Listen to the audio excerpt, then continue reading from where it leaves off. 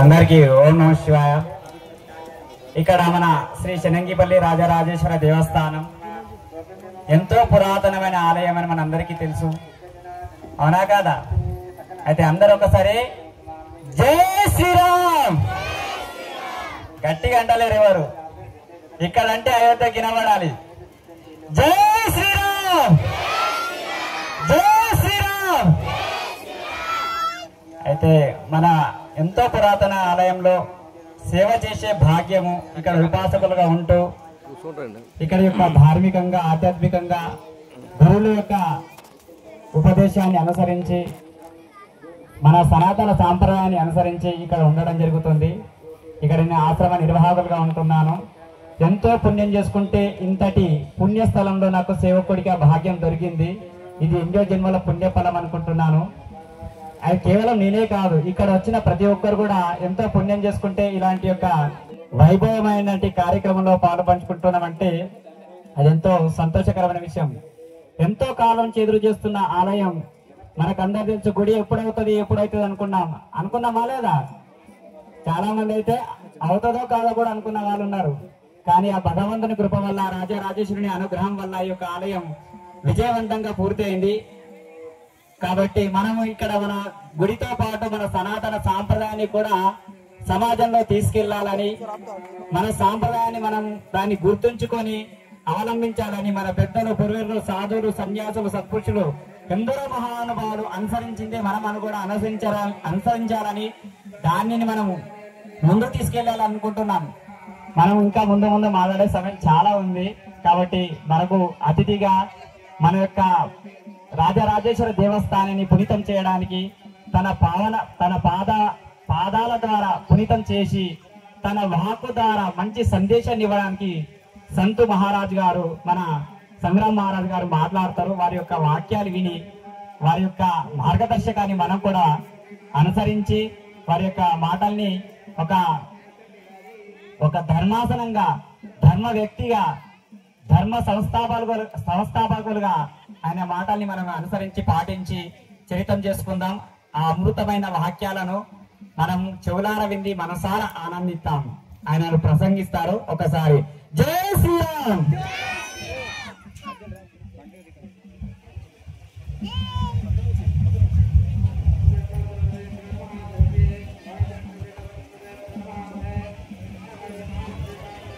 हरि ओम.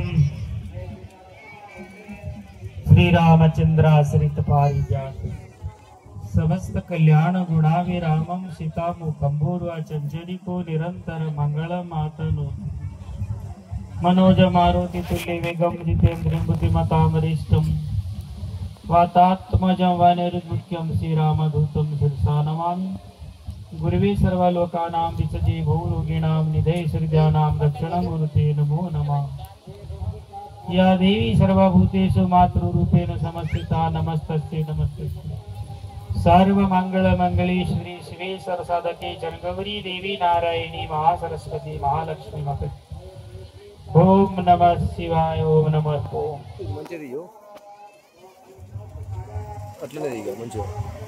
हरि ओम. ओम नमः शिवाय. ओम नमः शिवाय. ओम नमः शिवाय. ओम नमः शिवाय. हर हर भोले नमः शिवाय. गंगाधराय जटाधराय हर हर भोले नमः शिवाय. पार्वती पति गणपति पिता. पार्वती पति गणपति पिता. पार्वती पति गणपति पिता. पार्वती पति गणपति पिता. हर हर भोले नमः शिवाय. हर हर भोले नमः शिवाय. ओम नमः शिवाय. ओम नमः शिवाय. भारत माता की जय. जय श्री राम. जय श्री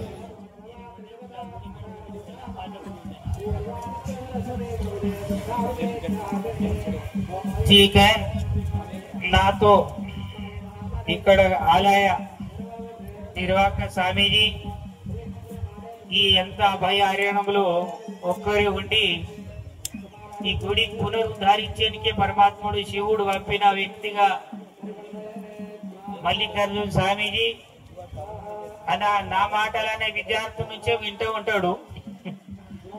ఇప్పుడు మీకు కూడా వినిపించాలనిపిస్తుంది.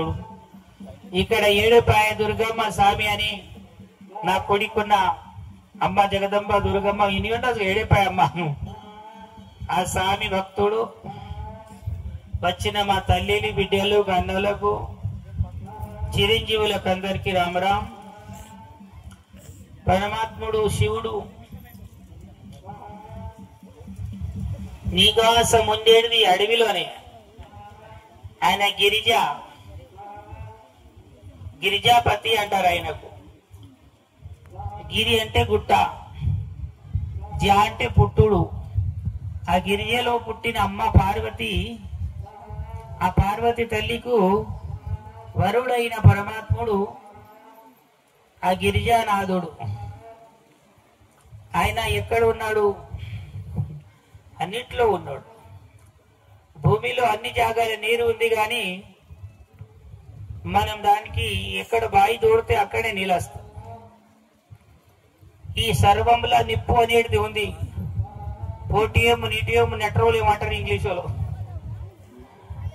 అట్లా అన్నిట్లో ఉంది.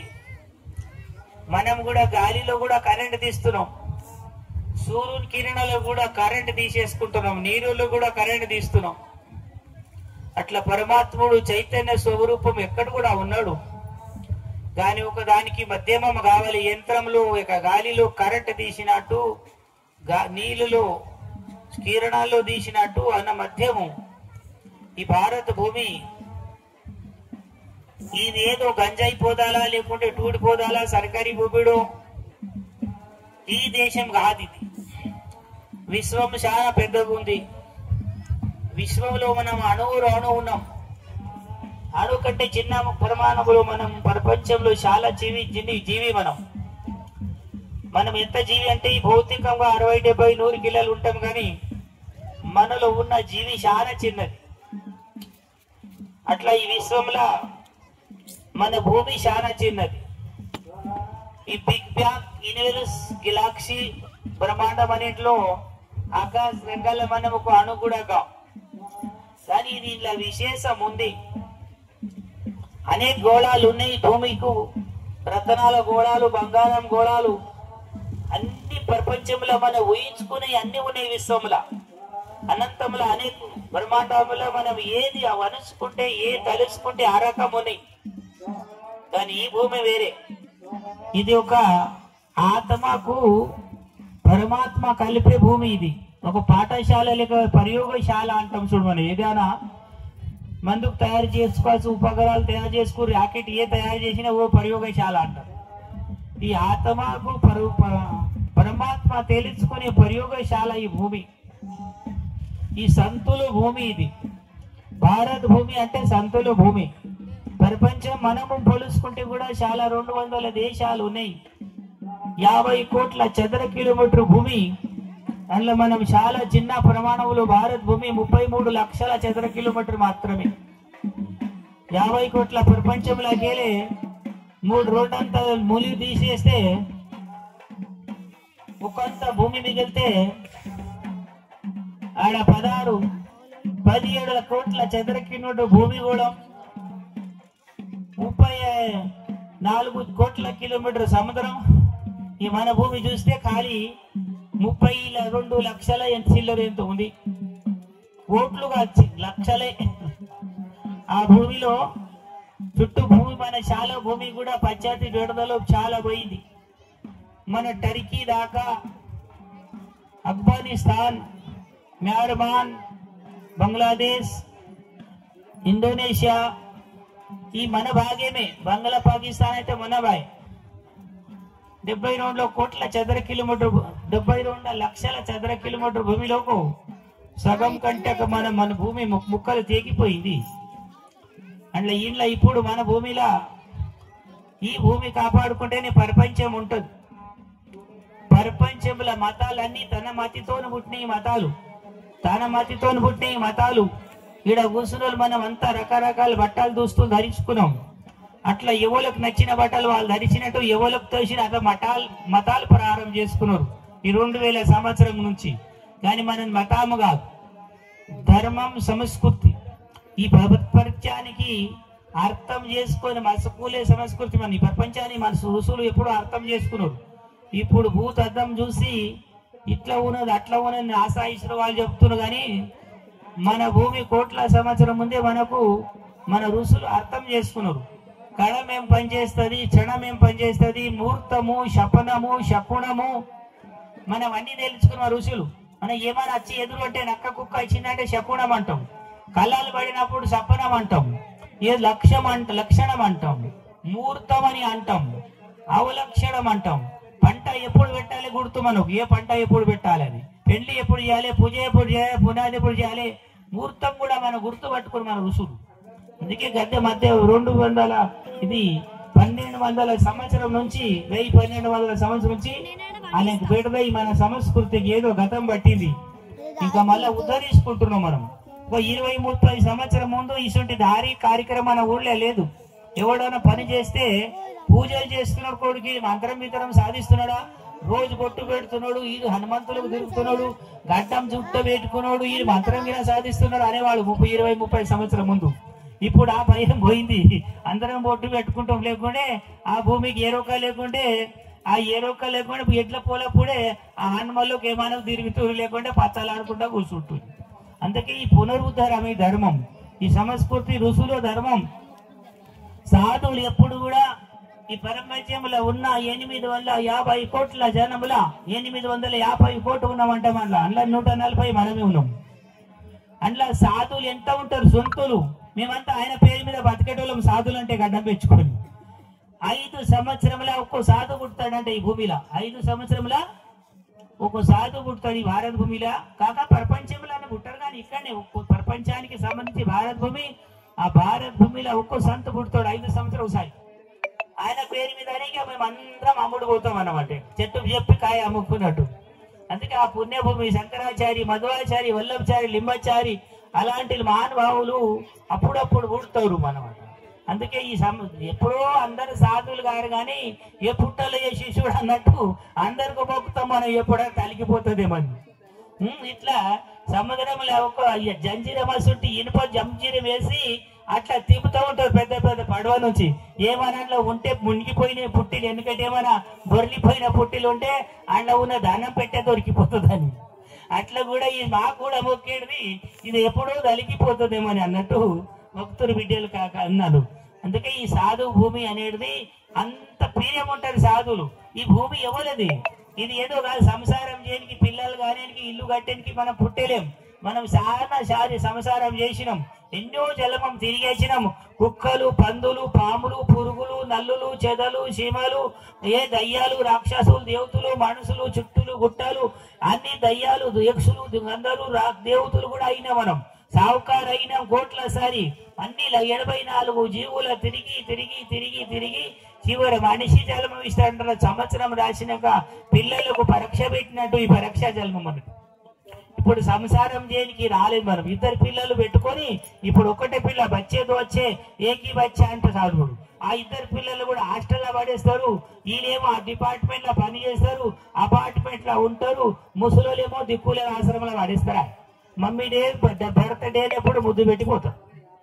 అందుకే ఈ పిల్లలు పెంచుడు లేచిన నుంచి నిద్రపోయేదాకారు 2 పిల్లలు పెంచుడు ఘనకారం, నన్ను దోపిడి చూసి ఎన్నో జూటా లపంగా చేసుకుంటా పెంచుడు కాదు. పంది కూడా 12 పిల్లలు పెంచుకుంటది, దానింట మగ పంది కూడా ఉండదు. దానికి సర్కారీ బియ్యం అసలే దొరకదు. కోడి కూడా 20 పిల్లలు 2 సారి 20-40 పిల్లలు తీస్తుంది. దానికి పుంజు ఎంట ఉండదు మగోడు, లేకుండా సర్కారీ బియ్యం అసలే ఉండదు. ఏదో పెండ చెత్తలైతే కూకు అనుకుంటా అది కూడా సంవత్సరం 40-50 పిల్లలు పెంచుకుంటుంది.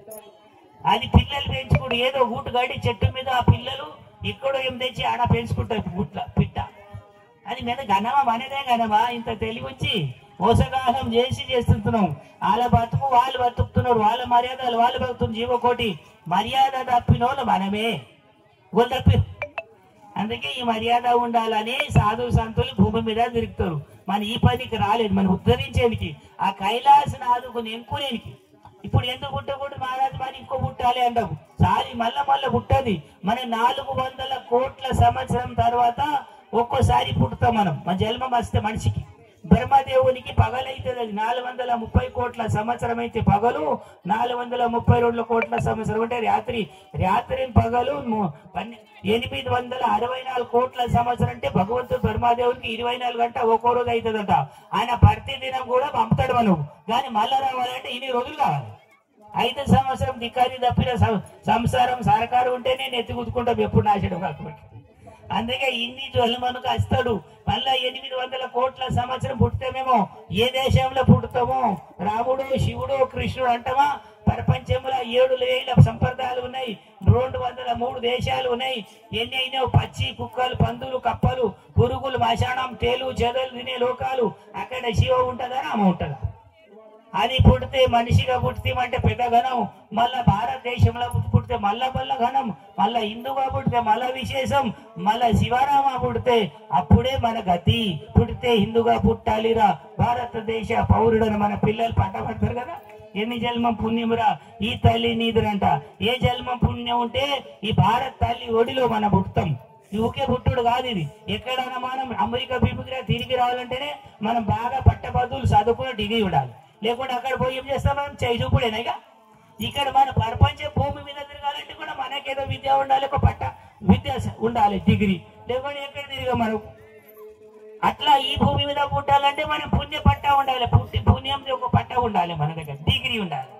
అందుకే ఏ జన్మం పుణ్యం రా ఈ భారత తల్లి నీదురా అన్నట్టు. అందుకే ఇక్కడ పుట్టినామంటే మన విశేషము.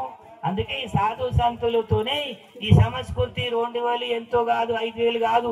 ఈ మన పిచ్చోళ్ళు మనకు వేరేళ్ళు పాలించినప్పుడు మీరు ఎక్కడికి వెళ్ళి వచ్చిరు, మీరు ఆర్యులు ఉన్నారు, ద్రవిడులు ఉన్నారు, హడప ఉన్నారు, సింధీ ఉన్నారు, పేరు పాలి ఉన్నారు, ఇంకా పేరు పెట్టేసి మనకు ఎక్కడోళ్ళు కా. మనం ఈ భూమి బట్టి బిడ్డలో మనం రాముని వారసులం, కృష్ణుని అంశవాళ్ళం, శివును సేవకులం, అంబ తల్లి కొడుకులం, మనం జగదంబ కొడుకులం, ఈ భూమి వాసలం మనం ఎక్కడో కాలేదు. అందుకే ఈ సాధు సంతులు పుట్టి ఏం చేస్తున్నారు? ఏది కూడా ఒక రంగు వస్తుంది, సంకేతాల సూర్యుడు రాక ముందే ఒక ఎలుగు వస్తుంది, అర్ధగంట ముందే అక్కడ పిట్టలు చూచు అంటాయి. అట్లా ఇప్పుడు మన ధర్మముకు ఇంకో ఎలుగు వస్తుంది. దశాల దశ అంతర్దశ అంటారు పంచాంగ భాషల. ఇప్పుడు మనకు కూడా వర్షాకాలం అంటే రోజు తెగకుట్ట వాన పడుతుందా? అప్పుడప్పుడు ఎండ కూడా కొడుతుంది, అప్పుడప్పుడు మప్ప వస్తుంది, ముసురు వేస్తుంది. అట్లా ఇది బేవకూపు కాలమే ఉంది అనుకో, కలియుగం ఉంది. అంట్లో కూడా ఎండ వేసినట్టు వర్షాకాలం ఎండ ఇడిచినట్టు మనకు అంతర్కాలం వస్తుందట. అంతర్కాలం ఇప్పుడు మనకు 2040 నుంచి ఒక 100 సంవత్సరం 120 సంవత్సరము మన దేశంలో అంతర్కాలమా సత్యుగం వస్తుందంట. అప్పుడు హరిచంద్ర మహారాజు ఉన్న కాలము మనకు 100 సంవత్సరం ఇంట్లో వస్తుంది. వర్షకాలంలో ఎండగొట్టినట్టు అట్లా మన బయలుచ్చినట్టు ఈ కలియుగములు కూడా 100 సంవత్సరం మనకు 2040 నుంచి ప్రారంభమై ఈ 1,00,000 ప్రపంచానికి మనకు శాసిస్తామంట. హిందూ సంస్కృతి మనదే కట్టు, మనదే ఒట్టు, మనదే ఆచార విచారం అనేది ప్రపంచాన్ని శాసిస్తుంది. మనదేమో సీమకు చక్కెర, చెట్టుకు బొట్టు పెట్టు, పాముకు పాలు పోయి, గుండుకు పెట్టు, సర్వములు పరమాత్మను దర్శించే సంస్కృతి. ఏ దానికి హాని కలగకుండా లోకాన్ సమస్తు సుఖినేర్ భవంతు సర్వభూతే హితే రత అని ప్రాణులకు హితం కోరే సంస్కృతి ఉత్తరిస్తేనే ప్రపంచం బ్యాలెన్స్ ఉంటది. లేకుంటే ఈ ప్రపంచం అంతా కొట్లాడుకొని చచ్చిపోతారు. బ్రహ్మం గారు చెప్పినట్టు 15,000 అణుబాంబులు తయారు చేసుకొని పెట్టుకున్న ప్రపంచంలో ఒక్క బాంబుకిన పెళితే మన ఉమ్మడి జిల్లా నిజామాబాద్ మొత్తము పేలిపోయి 800 సంవత్సరం గడ్డి కాడ మొలవదు. అట్లా ఏ గాలిలో ఉన్నా కూడా చచ్చిపోతారు. భూమిలో వీళ్ళు కూడా తాగము, ఇంట్లో ఉన్న బియ్యం కూడా తినము. అట్లా ఇస మారిపోయి పెట్టుకున్నారు కొడుకులు. అందుకే సత్యానాశ చేసేటోళ్ళు ఉన్నారు. కానీ చీమ కూడా బతకాలి, పాము కూడా ఉండాలి, చెట్లు కూడా ఉండాలి. పొద్దు పోతే పువ్వు దెబ్బ బిడ్డ రాత్రి ఉంటే గంగాల మునిగా గంగా తల్లి పండుకున్నా అంటాం. ఆ సంస్కృతి బతకనే లోకం సమస్తం. ఈ మన హిందువులను మనడికి నెట్టేసి కానీ హిందూ బతకని ప్రపంచము భూగోళం ఖగోళం అని బతుకుతుంది. పాపం పెరిగిందని చెప్పిన పురాణంలో గాని దుస్తులు గాని ఎప్పుడు నా భూమి కూడా కాలుష్యమైందా, నీళ్ళు పంచభూతాలు కూడా చెడిపోయిన అన్నారు పురాణంలో. ఇప్పుడు పంచభూతం కూడా చెడైనంట. భూమి కాలుష్యం, నీరు కాలుష్యం, ధని కాలుష్యం, నీరు గాలి కాడికెళ్ళి కాలుష్యం. పట్టణంలో చుట్టూ ఎవడని బోరింగ్ వేసుకొని నీళ్ళు తాగగలుగుతాడా? ఆడ బట్ట కట్టుకొని పోలీస్ ట్రాఫిక్ నిలబడతారు. అందుకే సర్వం పంచభూతాలు కూడా కలుషితమైంది. ఆపదల పంచభూతాలు ఉన్నాయి ఇప్పుడు. అప్పుడు ఎవడో పాపిడు ఎరుగుండే గాని ఇప్పుడు ఇది అప్పుడు కంటే చాలా పెరిగిపోయింది. దేశం, ప్రపంచం, విశ్వం, భూమండలం బతకాలంటే ఈ సంస్కృతి ఉద్ధరించబడుతుంది. మీరు కూడా వచ్చే కాలం చాలా కష్టకాలం ఉంది. 2020 నుంచి మనకు ప్రారంభమైంది కరోనా రూపంలో. అది 2040కు మోగుతుంది. 20 అంటారు, 20 నుంచి మళ్ళీ 20 అంటే 40 అయిపోతుంది. ఇప్పుడు అనేక రకాల కష్టాలు ఉన్నాయి. ఇక ఇప్పుడు నుంచే మన దసరా నుంచే, గణేష్ నిమజ్జనం నుంచే ఇంకో ప్రపంచ యుద్ధాలు శురు అవుతుంది. మొన్ననే పాకిస్తాన్ మనం గుర్రు పెట్టుకున్నాము, అది ఇంకా పెరిగే ఆస్కారం ఉన్నది. ప్రపంచం యుద్ధాలు అవుతుంది. మన అంతర్ యుద్ధం, కుల కొట్లాటాలు కూడా అవుతుంది. కటుకు కాటకాలు వస్తాయి, రోగాలు కూడా వస్తాయి, అన్నం తక్కబడతాయి, నీళ్ళు తక్కబడతాయి, ఔషధం తక్కబడతాయి, భూకంపాలు